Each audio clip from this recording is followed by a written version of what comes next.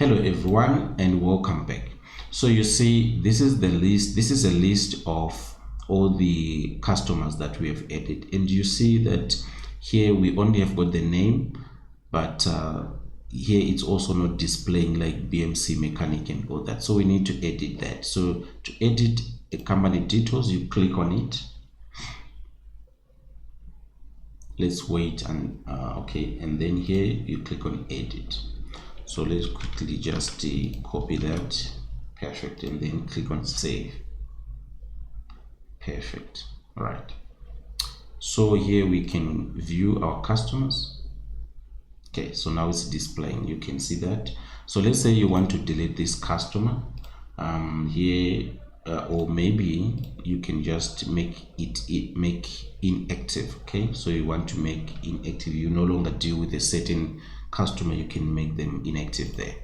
Or let's say you want to create some statements for a customer, and you know it's at the end of the month and you want to send them to claim payment from them, then you can create a customer statement there. You can even create an invoice. You can create a sales receipt if it is a cash customer, create an estimate, create a charge, create time activity. Let's say you are getting paid based on the work that you've done. So here you can create a time activity, like tracking the hours that you've worked. You can also create a statement and make a company inactive as well. Perfect. So we can undo that. And here this is an option to just print your customer list and their balances there. So let me quickly close that. So if you here you can see their phone number and their opening balance. Let's say your boss has asked you for a quick schedule, you can just go this route. Okay, and here this action here, right, so you can download an Excel file, and these are actions there, and this is, you can see company name, company phone. Here is a list of customers in Excel, something like that. Perfect. And you can choose the page size and all that. You can customize that.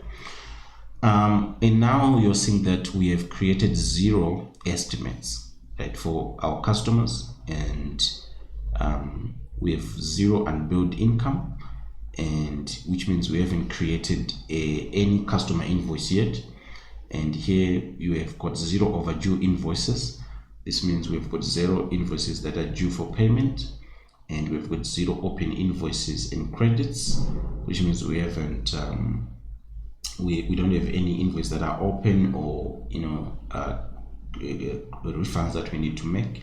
We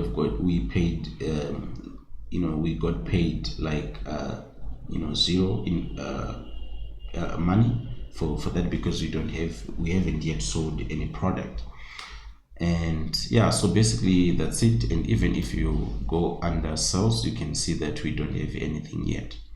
So this is it, guys, and in the next section we're going to look at how you can add your suppliers, so stick around.